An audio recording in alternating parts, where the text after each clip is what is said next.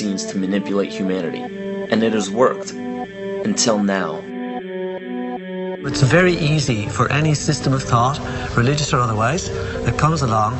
It's very easy to play on that, to play on our insecurities, to assure us all is well, we'll all be taken care of. We lap that up. So don't blame religion. Blame our own insecurities, which has allowed religion to flourish and which has allowed so many systems of thought that are disempowering to flourish throughout human history. That's why we can't get out of it.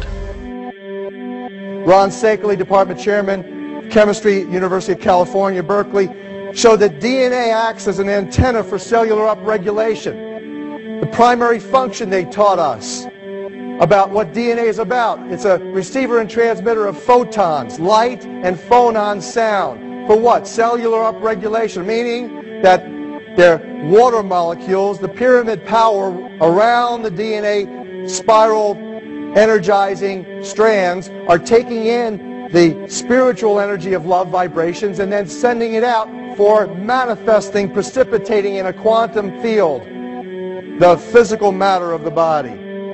These are hertz, frequencies, or cycles per second that the musicians can retune their instruments to play and experiment with. Why? Again, these are the Creator's musical scale, the original solfeggio, buried for 3,000 years in the Bible. So the ancient priests who knew how to levitate the huge stones for the building of the pyramids, and the Masonic knowledge that predated ancient Egypt, the ability to have this information, these frequencies, serve the function of creation, destruction, and miracles on behalf of the empowered people who had access to this knowledge. I say that because of this metaphor.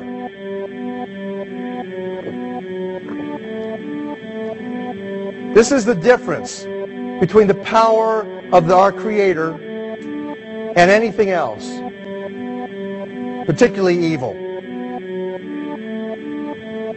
That you can go into a pitch black room full of evil, full of darkness, and light a little candle, and instantly that darkness flees.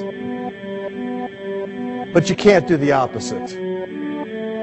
You can't go into a well-lit room full of truth and wisdom and righteousness and joy and health and harmony with the universal power. You can't take any amount of darkness and go into that well-lit room and have any effect whatsoever. That is the metaphor which I frequently think of when I think that I'm not empowered. It is the greatest lesson for me, and I think for everybody else, to know that we're on the winning side and that we win in the end.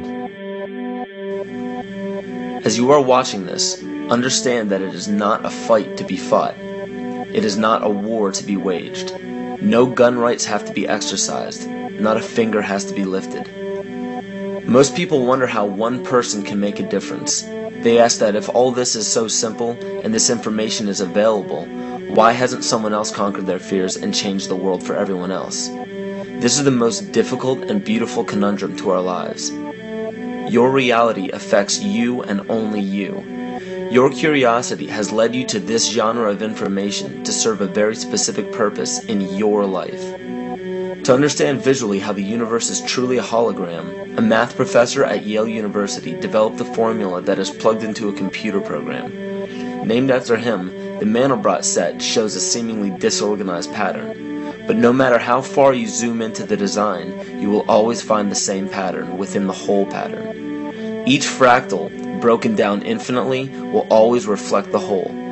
When one fractal changes its pattern, the sum total of the whole pattern changes along with it. This exemplifies that the whole world does not need to be awoken. There is no race to inform the 6 billion people on this planet of this message. It is only important that you, personally, learn to conquer your innermost fears and learn to love. When you see your fears for what they are and master your emotions, then, and only then, will you truly be free.